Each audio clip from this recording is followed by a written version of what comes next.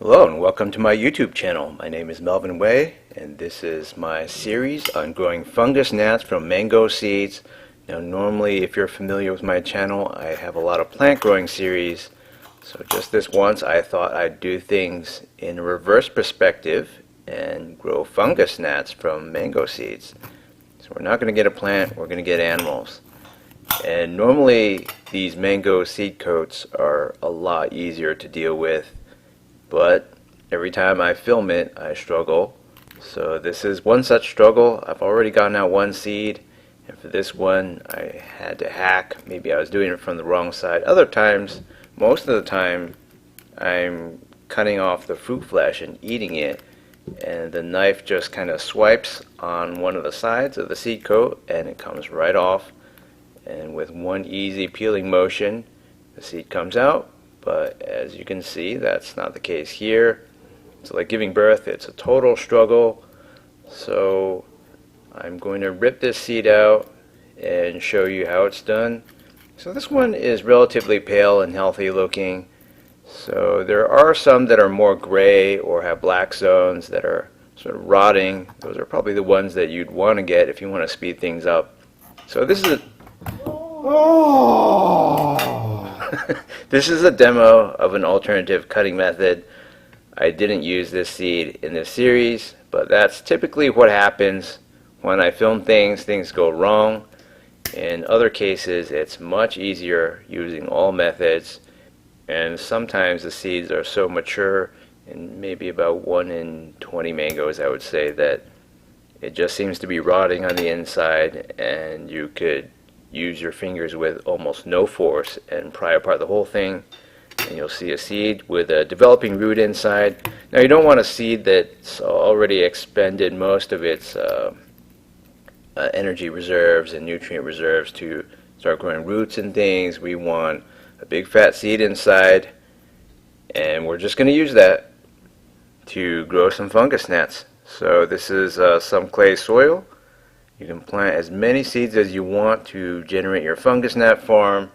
I'm planting 2 as a demonstration.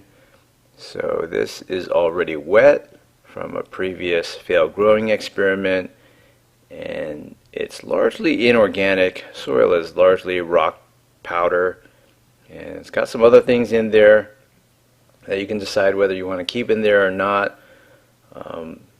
This method doesn't really generate any odors. So I'm just going to plant them like that and bury them up. Don't cover them with too much, and the fungus gnats will find a way in somehow and spawn a new generation of fungus gnats. You'll see.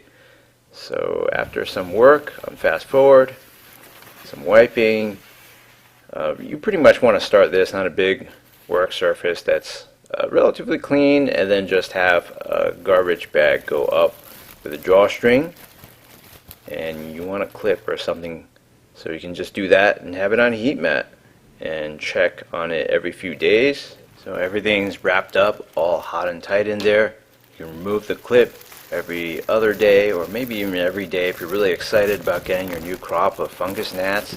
We don't see any fungus gnats escaping from this bag, so this crop clearly isn't ready yet. But as you can see from my thermometer clock, temperature range was from 84 to 94 Fahrenheit, based on all the times I checked, or 29 through 34 Celsius. So it's pretty hot in there. It's not body temp, but I don't think it needs to be. I think for most fungus gnat crops, you probably wouldn't want to exceed body temp anyway. It would be dangerous for living things. I'm not sure what body temp they operate at. I'm assuming they won't do too hot if you go over 40 C. So it's day 20. And after almost 3 weeks of this incubation on a heat mat, finally we got a seed, and it gets a little messy in there. You can see the little specks of dirt. Sometimes the top of the plastic sags on there. So by day 23, I was like, I can't wait. Can't wait to see my new crop of fungus gnats. So I'm going to take this out on the balcony. I want the fungus gnats to get some air. And as you can see, there's a nice green shoot in there that serves as a great barometer for what's going on. It's all wet and steamy in there. So I'm going to wipe everything down and just let it dry out. And as you can see, this bag is covered. It's is littered with fungus gnats, adult fungus gnats.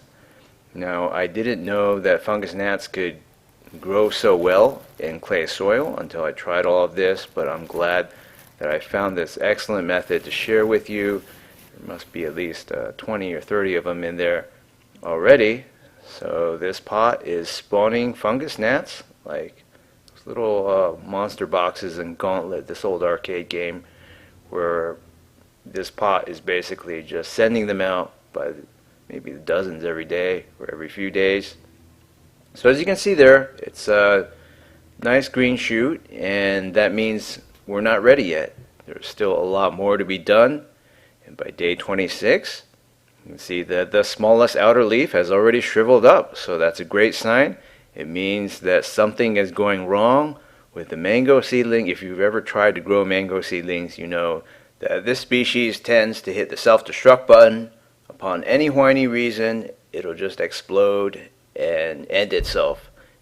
And that will basically cause all these people to go, well, you didn't do this right, you didn't do that right. It's just a lot of victim blaming. But in this case, this serves as a nice barometer or thermometer sticking out of a baking turkey, for instance, that will tell us when our new crop of fungus gnats is ready. So just wanted you to get a nice look at this green shoot, because you can kiss it goodbye. It's not going to look like that after a few more days, I can promise you that. So as you can see, there's a little bit of leaf desiccation and falling off.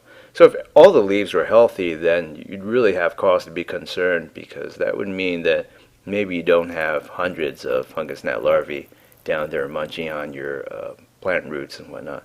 So I'm just going to do a little bit more watering. I only wanted to offer the best distilled water. That's what I give my plants, and I certainly wouldn't give tap water with chlorine or chloramine in it to my developing fungus gnat larvae and whatever grubs of outdoor pests that you would want to be raising in there. So it's day 28. It's a beautiful day, and you can see the mango stem is turning yellow, and that means it's a great indicator. It's like a thermometer sticking out of a baking turkey, as I said before. So the stem is turning yellow. It looks like there's a little bit of death there. The foliage is actually the last thing on top to go usually, at least in my experience with my first season of mango growing in 2017 last year. So it means we're almost ready, and pretty soon, if we were to dig down there, you would have your fungus gnat harvest, and hopefully we'll have hundreds of grubs down there, or maggots, or whatever you want to call them, just writhing around. So this series is going pretty well. I expect a big crop of fungus gnats to come out soon, and we're on pace to achieve our goals. I mean, people will say this is root rot or whatever, but I actually think it's something more sinister than that. I think that there are hundreds of worms down there biting this thing, and the other seed that may or may not be germinating. Maybe that one just never got off out of the box, and it already fell victim to all my fungus gnats. So by day 32, I dug in there to see what happened, and you can see in the background that's not in focus, you have all these fungus gnats, adults buzzing around, and here we have a great harvest. The incubation at high sub-body temperatures indoors on the heat mat have yielded fruit, and we can see the decomposition is very advanced.